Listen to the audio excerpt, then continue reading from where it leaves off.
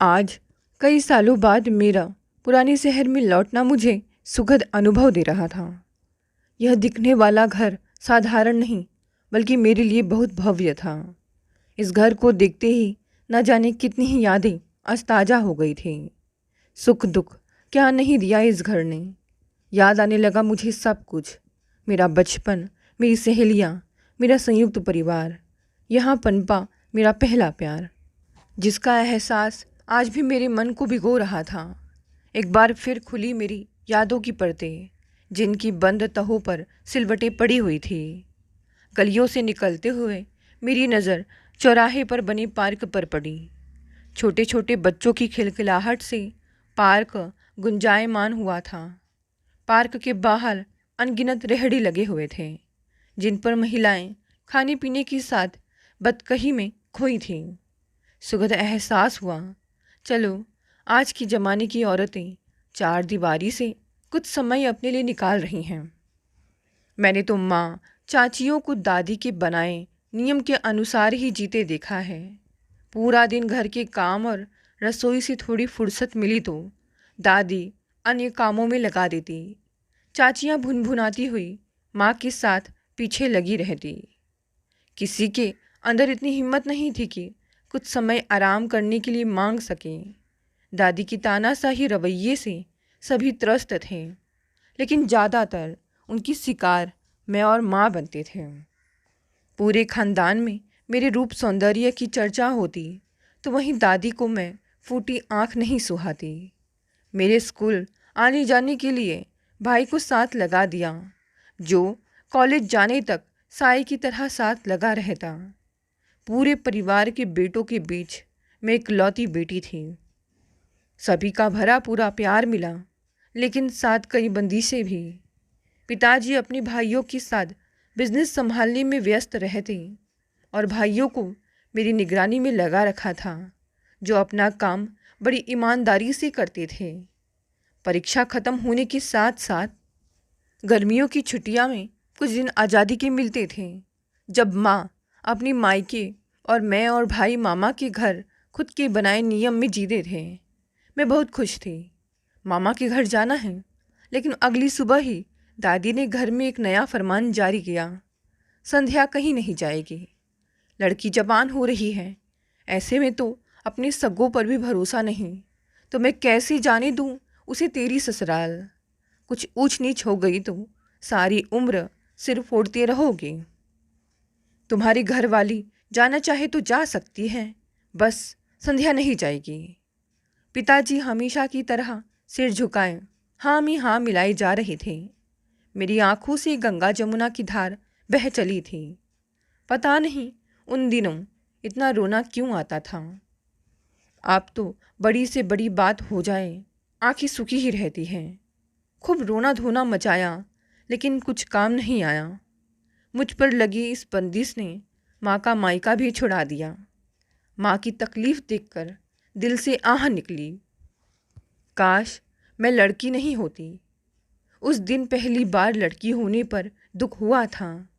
छत की मुंडेर पर बैठी चाची की रेडियो से गाने सुन रही थी। दर्द भरे गानों में खुद को फिट कर दुखी होने में कोई कसर नहीं छोड़ी थी। तभी पीछे की छत से आवाज़ आई, गाना अच्छा है। पीछे मुड़कर देखा, एक हैंडसम लड़का मेरी तरफ देखकर मुस्कुरा रहा था। पर यह है कौन? खुद से सवाल किया मैंने। हेलो, मैं आकाश, यहाँ मेरी बुआ का घर है। आपका नाम?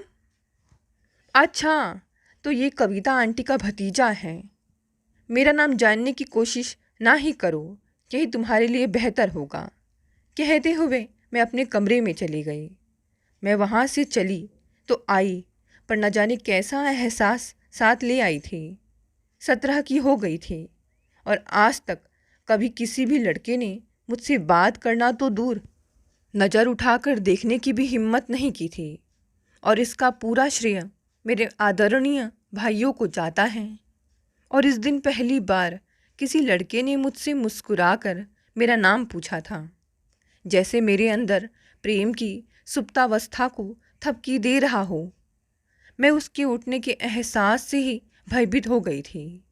क्योंकि मैं जानती थी यह एहसास एक बार जग गया तो मेरे साथ मेरी माँ भी कभी शांत ना होने वाले तूफान में फंस जाएंगी, जिससे निकलने की कोशिश मात्र से ही मेरे अस्तित्व की धज्जियाँ उड़ जाएंगी। अगले दिन दिमाग की लाख मना करने के बाद भी दिल ने अपनी बात मुझसे मनवा ही ली और मैं फिर छत की मुंडेर के उस कोने में खड़ी हो गई। वह सामने ही खड़ा था, बहुत हैंडसम दिख रहा था। कविता आंटी भी साथ में थी। उन्हें देखकर मैंने अपने कदम पीछे करना चाहे, तब तक कविता आंटी ने मुझे देख लिया था। संध्या, इस बार अपनी मामा के घर नहीं गई? नहीं आंटी, माँ की तबीयत ठीक नहीं है, इसीलिए दादी ने मना कर दिया। ओह, काफ़ी दिनों से निर्जा भाभी से मिली नहीं, समय मिलते ही आऊँगी उनसे मिलने। जी आंटी। अरे हाँ, इससे मिलो, मेरा भतीजा आकाश कल ही मद्रास से आया। वह मेडिकल कॉलेज में पढ़ता है। 10 दिन की छुट्टियों में इसको बुआ की याद आ गई। हंसते हुए कविता आंटी ने कहा, बुआ, अच्छा हुआ मैं इस बार यहाँ आ गया। यह तो पता चला आपके शहर में कितनी खूबसूरती छिपी है। आकाश की आंखें मेरे चेहरे पर टिकी थी। मैं गुलाबी हो रही थी, शर्म से, प्रेम से, आनंद से। मैं ही जानती हूँ उस पल में वहाँ कैसे खड़ी थी। आंटी के जाते ही आंधी की तरह भागती हुई अपने कमरे में पहुँच गई। आकाश की आंखें जाने क्या क्या बयान कर गई थी। उसकी आंखों का स्थायित्व मुझे एक अदृश्य डोर में बांध रहा था। मैं बनती जा रही थी। दिल के साथ अब दिमाग भी विद्रोही हो गया था। क्या इसे ही पहला प्यार कहते हैं? यह कैसा अनुभव है? दिल का चैन खत्म हो चुका था। अजीब सी बेचैनी छाई हुई थी। भूख प्यास सब खत्म। घर वालों को लगता मैं मामा जी के घर न जाने के कारण ऐसे गुमसुम सी बेचैन होकर छत के चक्कर लगाती हूँ, और उनका यह सोचना मेरे लिए अच्छा था। मुझ पर नज़र थोड़ी कम रखी जाती। शाम को जब सभी भाई गली में क्रिकेट खेल रहे होते, माँ चाचियाँ रसोई में और दादी आंगन में बैठी पड़ोस की महिलाओं से बात कर रही होती, मुझे अच्छा समय मिल जाता छत पर जाने का। उम्मीद के मुताबिक आकाश मेरा ही इंतज़ार कर रहे होते। संकोच और डर के साथ शुरू हुई हमारी बात। उनकी बातों में इस कदर खो जाती, कब अंधेरा हो जाता पता ही नहीं चलता। उस दिन भाई की आवाज़ सुनकर मैं प्रेम की दुनिया से यथार्थ में आई। आकाश से विदा लेकर नीचे आई ही थी कि घर वालों के सवालों के घेरे में खड़ी हो गई। कहाँ गई थी? छत पर इतनी रात को अकेली क्या कर रही थी? दिमाग सही रहता है कि नहीं तुम्हारा? मैं चुपचाप सिर झुकाई खड़ी थी। क्या बोलूं? सच बोल दूं? आप सभी की तमाम बंदिशों को तोड़कर किसी से प्यार करने लगी हूँ। मेरे जन्म के साथ ही जिस डर के साए में दादी ने सभी को जिंदा रखा है, आखिरकार वह डर सच होने जा रहा है। मेरे शब्द मेरे दिमाग में चल रहे थे, जुबान पर लाने की हिम्मत नहीं थी। कुछ नहीं बोली, मैं सुनती रही। जब सब बोलकर थक गए तो मैं अपने कमरे में चली गई। ऐसे ही समय बीतता गया और मेरा प्यार परवान चढ़ता गया। 10 दिनों के बाद आकाश मद्रास के लिए निकल गए। उस दिन मैं छत पर उसकी बाहों में घंटों रोती रही। वह मुझे समझाता रहा, विश्वास दिलाया कि वह मुझे कभी नहीं भूलेगा। हमारा प्रेम आत्मिक है, जो मरने के बाद भी जिंदा रहेगा। हमें इंतज़ार करना होगा संध्या। पढ़ाई पूरी करने के बाद ही हम घर वालों से बात कर सकते हैं। मैं तो पढ़ाई पूरी करने के बाद भी बात नहीं कर सकती। तुम जानते हो मेरे परिवार को। जिस दिन उन्हें भनक भी लग गई तो वे बिना सोचे मेरी शादी किसी से भी करा देंगे, और मैं रोने के अलावा कुछ नहीं कर सकती। हाँ, मुझे एहसास है इस बात का। मैंने एक डरपोक लड़की से प्रेम कर लिया है। हंसते हुए आकाश ने कहा तो मेरी भी हंसी छूट गई। इसी तरह 4 वर्ष बीत गए। हर गर्मियों की छुट्टियों में कुछ दिनों के लिए आकाश आते। हम ऐसे छिपकर मिलते, फिर पूरा साल खतों के सहारे बिताते। कविता आंटी को हम दोनों के बारे में सब पता था। मेरे खत उन्हीं के पते पर आते थे। कविता आंटी मुझे बहुत प्यार करती थी। उनके लिए तो मैं 4 साल पहले ही उनकी बहू बन गई थी। मैं ग्रेजुएशन कर रही थी। उधर आकाश को डॉक्टर की डिग्री मिल गई। एमडी करने के लिए वह पुणे शिफ्ट हो गया और दादी की आंखों की किरकिरी बनती जा रही थी मैं। उन्होंने मेरी शादी के लिए पिताजी पर जोर डालना शुरू कर दिया था। हर दिन पंडित जी को बुलाया जाता, नए नए रिश्ते आते, कुंडली मिलान के बाद रिश्तों की लिस्ट बनती, फिर शुरू हो जाता आना जाना। मैंने कविता आंटी से कहा वे माँ से बात करें, नहीं तो दादी मेरी शादी कहीं और करा देंगी। कविता आंटी ने माँ से बात की तो माँ को विश्वास नहीं हुआ। इतनी बंदिशों के बाद उनकी बेटी ने प्रेम करने की हिम्मत कैसे कर ली। तू चल अपने कमरे में। पहली बार माँ का यह सख्त रूप देख रही थी। माँ, मैं आकाश से ही शादी करूँगी, नहीं तो खुद को मार लूँगी। तो किसने रोका है तुम्हें? वैसे भी मारी जाओगी, इससे अच्छा है खुद को मार लो। मेरा परिवार तो गुनाह करने से बच जाएगा। माँ, मैंने तड़पते हुए कहा। गुस्से से माँ काँप रही थी। उनकी ममता ने उन्हें रोक लिया था, नहीं तो शायद उस दिन उन्होंने मेरा गला दबा दिया था। चुपचाप मेरे लिए दुल्हा ढूंढने का तमाशा देखने वाली मेरी माँ दादी के साथ मिलकर खुद दुल्हा ढूंढ रही थी। इस घर में एकमात्र सहारा मेरी माँ मुझसे दूर हो गई थी। कविता आंटी ने आकाश से बात की। आकाश की उधर परीक्षा शुरू होने वाली थी और इधर मेरी ज़िंदगी की। कभी सोचती खुद को मार लूँ या आकाश के पास भाग जाऊँ। नहीं नहीं, आकाश के पास नहीं जा सकती, नहीं तो ये लोग उसको मार देंगे, कविता आंटी को भी बदनाम कर देंगे। कुछ भी कर सकते हैं। भाइयों को रईसी विरासत में मिली थी, पढ़ाई छोड़ राजनीति और गुंडागर्दी में आगे थे। मेरी कोई सहेली भी नहीं थी जिससे दिल की बात कर सकूं। कविता आंटी से बात ना करने की माँ की सख्त हिदायत थी। अब तो आकाश के खत भी नहीं मिलते, उसकी कोई खबर नहीं। मैं कहाँ जाती, किससे बात करती? यहाँ सब दादी के इशारे पर चलते थे। कॉलेज से घर, घर से कॉलेज, यही मेरी लाइफ थी। आखिर वह दिन आ गया जब मेरी शादी की डेट फिक्स हो गई। एनआरआई दूल्हा, पैसे रुपए वाले, और क्या चाहिए था इन लोगों को। मैं एक जीती जागती चलती फिरती गुड़िया बन गई थी, जिसके अंदर भावनाओं का ज्वार ज्वालामुखी का रूप ले रहा था। मैं चुप थी क्योंकि मेरी माँ चुप थी। यहाँ बोलने का कोई फ़ायदा नहीं। सभी ने अपने दिल के दरवाजे पर बड़ा ताला लगा रखा था। जहाँ प्रेम को पाप समझा जाए, वहाँ मैं कैसे अपने प्रेम की दुहाई देकर अपने प्रेम को पूर्ण करने के लिए झोली फैलाती। यहाँ दान के बदले प्रतिदान की प्रथा है। इनके लिए सच्चा प्रेम सिर्फ कहानियों में होता है। लैला मजनू, हीर रांझा, ये सब काल्पनिक कथाएं। ऐसे विचारों के बीच मेरा प्रेम अस्तित्वहीन था। अब तो कोई चमत्कार ही मुझे मेरे प्रेम से मिला सकता था। हैप्पी एंडिंग तो कहानियों में ही होती है, असल ज़िंदगी में समझौते होते हैं। फिर भी एक आस थी मेरे मन में, आकाश मुझे नहीं छोड़ेगा, वह ज़रूर आएगा। दुल्हन के लाल जुड़े में बैठी उसी आखिरी आस के सहारे बैठी थी। कभी लगता अभी दूसरे दरवाजे से आकाश निकल कर आएंगे और मैं उनका हाथ थामे यहाँ से निकल जाऊंगी।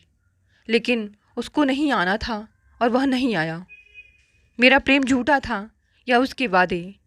दिल टूटा और मैं संध्या उस पल में मर गई। प्रेम कहानियों से प्यार करने वाली मैं कहानियों से नफरत करने लगी। सब कुछ झूठ और धोखे का पुलिंदा बन गया। मंडप में बैठी थी मैं, शून्य थी। मुझे याद भी नहीं कैसे रस्में हुई, शादी हुई। मैं होश में नहीं थी। विदाई के वक्त कविता आंटी दरवाजे पर खड़ी थी। मैं रोते हुए उनके गले लग गई। मैंने फुसफुसा कर कहा, मेरा प्यार छीन लिया। अभी कुछ वक्त पहले मैंने आकाश को बेवफा समझा। वह वहाँ अनजान बैठा है और मैं किसी और के नाम का सिंदूर सजा कर खड़ी हूँ। माँ मेरे गले लगने आई। मैं एक कदम पीछे हट गई। आसपास रिश्तेदारों की भीड़ थी, इसीलिए थोड़ा पास आकर मैंने उनसे कहा, आज कसम लेकर जा रही हूँ, पीछे मुड़कर नहीं देखूंगी। आज के बाद आप लोग मुझसे मिलने की कोशिश मत करना। ख़त्म हुआ इस घर से मेरा रिश्ता। फिर मैंने मुड़कर नहीं देखा। करण ने शादी तो की, लेकिन पति बनने की कोशिश नहीं की। मुझसे दूर रहते थे। पहले तो मुझे लगा शायद मेरी बेरुखी और उदास रवैये की वजह से मुझसे दूर हैं, मगर मेरी यह गलतफहमी अमेरिका जाने के बाद दूर हुई। वहाँ पता चला करण पहले से ही शादीशुदा है। मुझसे शादी उसने घर वालों के लिए किया है। मुझे यह सुनकर बहुत खुशी हुई, क्योंकि मैं खुद इस रिश्ते के बंधन से आज़ादी चाहती थी। मैं सिर्फ आकाश की थी, मरते दम तक उसी की ही रहूँगी। लेकिन मेरी मजबूरी थी कि मैं करण के साथ रहूं। उसकी पत्नी नीतू का मेरे साथ व्यवहार अच्छा था। कुछ दिनों के बाद उसने तलाक देने की बात कर मुझे इस मुश्किल परिस्थिति से अपना रास्ता निकालने का उपाय दे दिया। मैंने एक शर्त रखी, तलाक देने के लिए मैं तैयार हूँ, बस मुझे यहाँ रहने और अपनी पढ़ाई पूरी करने के लिए सपोर्ट करो। लेकिन सपोर्ट मुझे लोन की तरह चाहिए, क्योंकि मैं वापस भारत नहीं जाना चाहती। मेरी पढ़ाई पूरी होते ही सारे पैसे चुका दूंगी। वे दोनों मान गए और शुरू हुई मेरी एक नई कहानी। वह कहते हैं जो होता है अच्छे के लिए होता है। यह मेरे लिए अच्छा था। सीए बनने का मेरा सपना पूरा हुआ। अमेरिका में मेरा खुद का लॉ फर्म है। कुछ साल काम करने के बाद करण का एक एक पैसा मैंने वापस कर दिया था, लेकिन उसका एहसान नहीं भूल सकती। जब सारे रास्ते बंद थे तब करण और नीतू ही मेरे साथ थे। बीते इन सालों में करण का परिवार ही मेरा परिवार था। उसकी पत्नी नीतू मेरी बेस्ट फ्रेंड बन गई थी। आकाश की बहुत याद आती थी। उससे बात करने के लिए न जाने कितनी बार फ़ोन उठाया, पर हिम्मत नहीं कर पाई। अनजाने में ही सही, मैं अपनी प्रेम कहानी में गलत बन गई। सालों के बाद काम की वजह से भारत आई तो यहाँ आने से खुद को रोक नहीं पाई। खुद को दी कसम मैं बुलाना चाहती हूँ। अब संध्या, तुम संध्या हो ना? कितनी खूबसूरत हो गई हो। सुंदर पहले से थी, लेकिन अब नूर टपक रहा है तुम पर। कविता आंटी सब्जियों की थैलियाँ को संभालते हुए मेरे सामने खड़ी थी। जी आंटी, संध्या हूँ, कैसी हैं आप? उनको देखकर मुझे कोई खुशी नहीं हुई, जो उन्हें समझ आ गया था। संध्या, मैं जानती हूँ तुम मुझे कभी माफ़ नहीं करोगी। आकाश ने भी आज तक मुझे माफ़ नहीं किया। तुम दोनों के बीच संवाद का सूत्र मैं थी, लेकिन तुम्हारे दिए गए खत निर्जा भाभी के कहने पर मैंने भेजना बंद कर दिया और आकाश को कुछ नहीं बताया। आंटी, इन सभी बातों का कोई फ़ायदा नहीं। जो मेरी किस्मत में था वह मिला मुझे। संध्या, तू यहाँ? कितनी बदल गई है। बड़ी चाची भी सब्जी लेकर आ रही थी। चाची नमस्ते, आप सब्जी लेने आई हैं? मैंने आश्चर्य से पूछा। अब सब बदल गया बिटिया। घर के 6 हिस्से हो गए हैं। सब अपनी ज़िंदगी अपने अनुसार जीते हैं। अब कोई रोक टोक नहीं। तुम्हारी शादी की सच्चाई सुनकर भाभी तो जैसे पत्थर हो गई। माता जी का रौब अब धीरे धीरे ख़त्म हो गया है। अब तो बेटा सब बदल गया है। चाची ने एक सांस में घर की सारी कहानी बता दी। अच्छा चाची, कविता आंटी, मुझे कुछ काम है, कल घर आऊँगी। मुझे निकलना था वहाँ से। अभी माँ को फेस करने की हिम्मत नहीं थी मुझ में। आज मुझे अपनी गलती का एहसास हो रहा था। उस समय मेरा दिल टूटा था, गुस्से में थे, लेकिन बाद में कई मौके थे जब मैं माँ से बात कर सकती थी। गुस्से में लिए मेरे एक फैसले के कारण मेरी माँ अपराध बोध में जीवन जी रही हैं। तड़प उठी मैं। माँ से मिलने की इच्छा तीव्र हो रही थी। किसी तरह रात गुजरी। सूरज की किरणों के निकलने से पहले मैं घर के गेट के सामने खड़ी थी। मेरे आने की सूचना घर के अंदर पहुंच चुकी थी। सभी नींद से उठकर बाहर निकल आए थे। आंगन में दादी मिल गई। मुझे अपनी बाहों में लेकर रोने लगी। यह मेरे लिए नया अनुभव था। आज तक मुझे कभी दादी की गोद नसीब नहीं हुई, और अब इतना प्यार। सच कहा था चाची ने, सब बदल गया है। मेरी आँखें माँ को ढूंढ रही थी। पिताजी के पास गई। उन्होंने सिर पर हाथ रखते हुए कहा, अच्छा क्या बिटिया, घर आ गई। सुना है बड़ी ऑफिसर बन गई है। जीती रहो, दुनिया भर की खुशियाँ मिले तुम्हें। पिताजी, माँ कहाँ हैं? बिटिया, वह अपने कमरे से बाहर नहीं निकलती। जाओ उसके पास, हो सकता है तुम्हें देखकर ठीक हो जाए। मैं भारी कदमों से कमरे में पहुंची। माँ बिस्तर के एक कोने में सिर टिकाए छत को घूर रही थी। निस्तेज आंखें, उनका गोरा सुंदर चेहरा फीका पड़ा था। माँ को ऐसे देख मेरा दिल तड़प उठा। माँ, देखो मैं आ गई हूँ।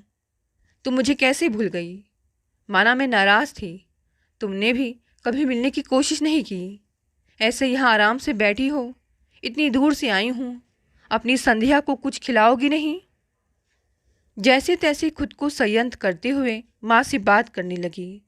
संध्या, मुझे माफ़ कर दे मेरी बच्ची। बहुत अन्याय किया है मैंने तेरे साथ। माँ ने कहा। मेरी आंखें आज वर्षों बाद आंसुओं से भीग गई। दोनों गले लगकर खूब रोए। आंसुओं के साथ गिले शिकवे दूर हो रहे थे।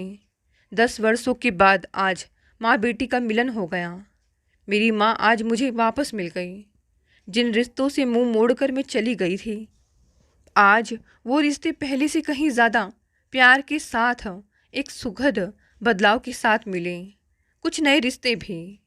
इस घर में आई बहुएं जो आज़ाद थी, अपनी मर्जी की ज़िंदगी जी रही थी, वे खुश थी। ज़िंदगी में बदलाव हर लिहाज से अच्छा होता है। शाम को सबसे नज़रें छिपाते हुए मैं फिर मुंडेर पर आ गई। सबसे मिलकर भी मेरे दिल का एक कोना उदास था। आकाश, इतने वर्ष बीत गए, अब तो तुम मुझे भूल गए होगे। बुदबुदाते हुए मैं मुंडेर पर बैठ गई। ऐसा सोच भी कैसे लिया संध्या? तुम्हारा आकाश तुम्हें भूल जाएगा?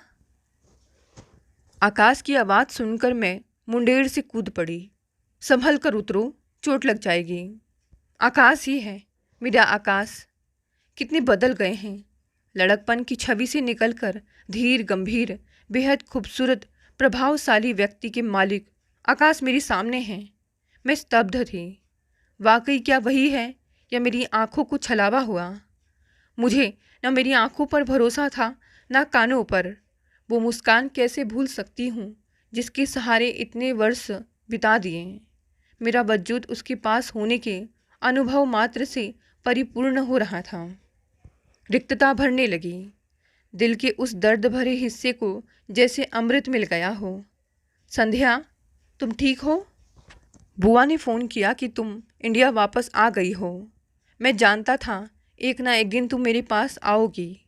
जब प्रेम सच्चा हो तो मिलन जरूर होता है, देर से ही सही। मेरा हाथ उसने अपने हाथों में ले लिया। उसकी बातें, उसके स्पर्श से मैं भीग रही थी। तुम सच में मेरे पास हो?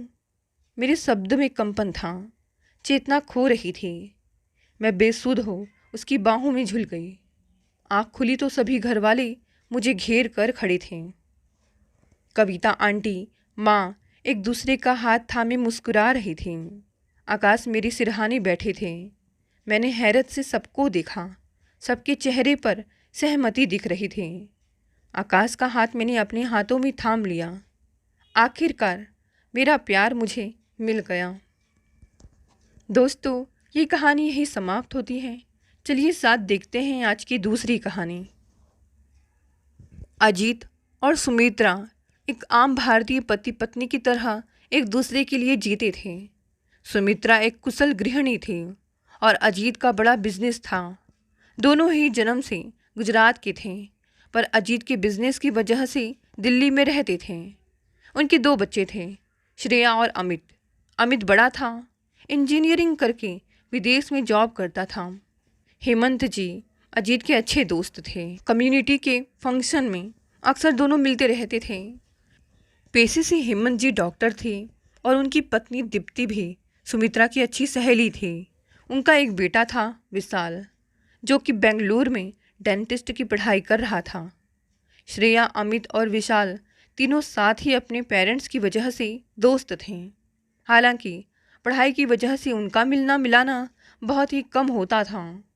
उसमें भी अमित के विदेश जाने के बाद श्रेया बहुत अकेली पड़ गई थी। ऐसे में सोशल नेटवर्किंग साइट पर उसे विशाल मिला। पहले से ही एक दूसरे को जानते तो थे ही। दोनों में बातें होने लगी। धीरे धीरे प्यार में तब्दील हो गई दोस्ती। विशाल और श्रेया दोनों ने ही अपने पेरेंट्स को बताया। उनके माता पिता को तो कोई दिक्कत थी ही नहीं इस रिश्ते से। अजीत ने रिश्ता तो तय कर दिया, पर अमित के भारत आने के बाद ही सगाई और शादी साथ ही करने के लिए कहा। हेमंत जी को भी इस बात से कोई ऐतराज नहीं था। विशाल बेंगलोर में था, पर श्रेया विशाल के परिवार के साथ अच्छे से घुल मिल गई थी। दीप्ति जी को घर में मदद कर देती। हालांकि सुमित्रा को श्रेया का शादी से पहले विशाल के घर आना जाना अच्छा नहीं लगता था, पर आजकल के बच्चे किसी की सुनते कहाँ हैं। उन्होंने अजीत से भी इस बारे में बात की, पर अजीत ने उन्हें समझाया कि आजकल शादी से पहले ससुराल में आना जाना बहुत ही आम बात है। वैसे तो सुमित्रा भी काफ़ी आधुनिक और खुले विचारों की थी, पर फिर भी उन्हें कुछ बातें अपने दायरे में ही अच्छी लगती थी। श्रेया की विशाल से लगातार बात होती रहती। विशाल श्रेया को बताता कि वो कभी कभार हॉस्पिटल भी जाया करे, पापा यानी कि हेमंत जी की मदद के लिए। श्रेया ग्रेजुएशन के बाद वैसे भी फ्री ही थी और शादी से पहले कोई जॉब ज्वाइन करना नहीं चाहती थी, तो उसने हेमंत जी के हॉस्पिटल जाना शुरू कर दिया। दिन का काफ़ी वक्त वो अपने होने वाले ससुराल में ही रहती। अमित को आने में अभी भी 6 महीने थे, इसीलिए अजीत ने शादी की तैयारियां शुरू कर दी। सबसे पहले श्रेया के कपड़ों से शुरुआत हुई। श्रेया ने अपनी होने वाली सास दीप्ति जी को ये बात ऐसी ही बताई कि कल शाम शादी की शॉपिंग के लिए हम जाने वाले हैं। दीप्ति जी ने श्रेया से कहा कि मैं भी साथ चलूँगी, हमें भी तो तुम्हारे लिए खरीदारी करनी होगी। श्रेया ने घर आकर ये बात सुमित्रा को बताई। उन्हें ये ठीक नहीं लगा कि बेटी की सास को लेकर शादी की खरीदारी पर जाना, पर उन्होंने सोचा पहली बार में ही मना करेंगे तो बात बेकार में बिगड़ जाएगी, और कौन सा एक दिन में सब हो जाएगा, अगली बार थोड़ी ना साथ जाएंगे। दूसरे दिन सुमित्रा, श्रेया और अजीत दीप्ति जी को लेकर शॉपिंग के लिए गए। सुमित्रा ने साड़ियाँ निकलवाई। जैसे ही कोई साड़ी सुमित्रा को पसंद आती, दीप्ति जी तुरंत ही कुछ ना कुछ कमी निकाल कर रिजेक्ट कर देती। 4 दुकानें और 4 घंटे बिताने के बाद सिर्फ 2 साड़ियाँ लेकर सब वापस आए। उसमें दीप्ति जी ने अपनी तरफ से लेने वाली साड़ियों का तो जिक्र भी नहीं किया। सुमित्रा को ये बात बहुत ही खटक रही थी कि श्रेया की शॉपिंग में दीप्ति जी की क्या ज़रूरत, और उसमें भी आज उन्होंने जो किया उससे तो उन्हें और भी गुस्सा आया। पर अगली बार का सोचकर उन्होंने किसी से कुछ नहीं कहा। अगले टाइम जब शॉपिंग का प्लान बना तो श्रेया ने वैसे ही अपनी सास को बताया। इस बार भी दीप्ति जी श्रेया से कहलवा कर साथ आई। ना चाहते हुए भी श्रेया की जिद की वजह से सुमित्रा मना नहीं कर पाई। इस बार भी दीप्ति जी ने अपनी पसंद की महंगी महंगी साड़ियाँ सुमित्रा से खरीदवाई। इस बार श्रेया को भी थोड़ा अजीब लगा, पर वह कुछ नहीं बोली। शाम को ये बात उसने विशाल को बताई। विशाल ने भी अपनी माँ का पक्ष लेते हुए कहा, अब देखो श्रेया, शादी के बाद तुम्हें हमारे घर के हिसाब से कपड़े पहनने होंगे, तो इसीलिए शायद मम्मी तुम्हें साथ रहकर शॉपिंग करवा रही हैं। श्रेया कुछ नहीं बोल पाई। एक दिन हेमंत जी और दीप्ति जी आकर शादी में देने वाले गिफ्ट्स की लिस्ट दे गए। काफ़ी लंबी लिस्ट थी। सुमित्रा ने अजीत से कहा, कितने सारे गिफ्ट्स लिखे हैं, वैसे तो कहते थे हमें तो सिर्फ श्रेया ही चाहिए, पर अब देखो कुछ नहीं छोड़ा। अजीत ने ये कहते हुए सुमित्रा को समझाया कि वैसे भी हमारी एक ही बेटी है, उसे नहीं देंगे तो किसे देंगे। जैसे जैसे शादी का दिन नज़दीक आ रहा था, दीप्ति जी की बारातियों की लिस्ट और गिफ्ट की लिस्ट लंबी ही होती जा रही थी। शादी का वेन्यू भी उन्होंने अपने हिसाब से रखवाया। श्रेया के ससुराल वालों रिवाज के तौर पर दी जाने वाली साड़ियाँ भी दीप्ति जी ने महंगी महंगी और अपने हिसाब से सुमित्रा से खरीदवाई। 3 महीनों में एक बार भी अजीत और सुमित्रा को श्रेया के ससुराल वालों ने नहीं बुलाया था, पर वो हफ्ते में एक बार ज़रूर आ धमकते, और जब भी आते ये जताना नहीं चूकते कि वो लड़के वाले हैं। सुमित्रा को अब यह सब देखकर अपनी बेटे का भविष्य लालची लोगों के हाथ में जाता दिखाई दे रहा था। उन्होंने श्रेया को ये सब समझाने की कोशिश की, पर वो विशाल के प्यार में इतनी पागल या कहो कि अंधी हो चुकी थी कि उसे ना अपना आने वाला कल दिखाई दे रहा था, ना ही अपनी माँ की आज की तकलीफ। सुमित्रा अनजाने में ही डिप्रेशन का शिकार होती जा रही थी। अमित श्रेया की शादी के 2 महीने पहले ही इंडिया आ गया था।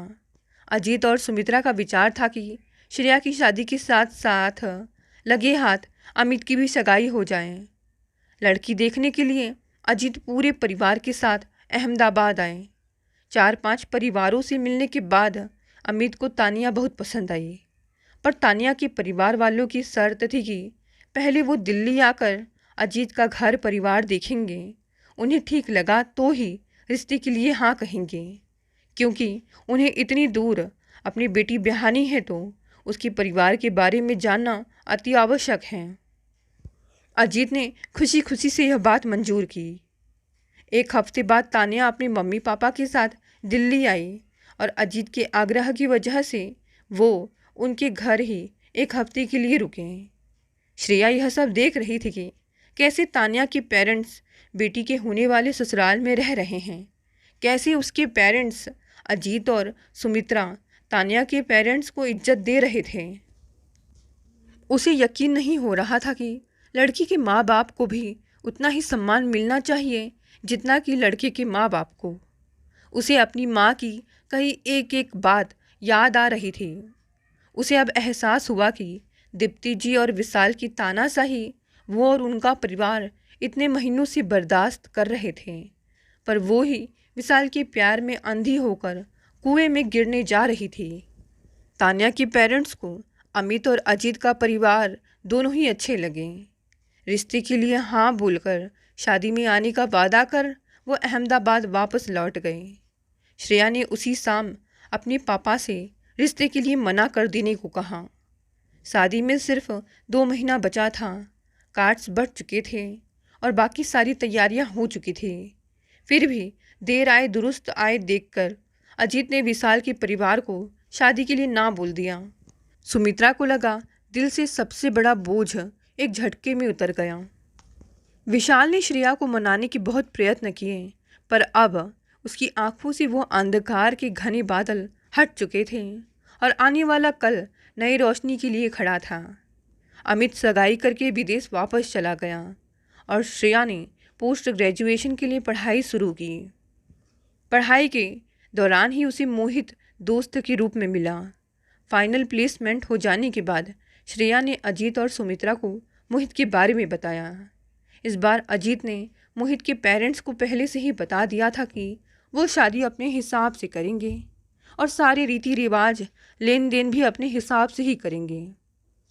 मोहित के परिवार को भी उसमें कोई आपत्ति नहीं थी। विशाल से छुटकारा पाने के 2.5 साल बाद श्रेया की शादी बड़े ही धूमधाम से मोहित के साथ हुई। अजीत और सुमित्रा भी उसे दामाद के रूप में पाकर खुश हैं।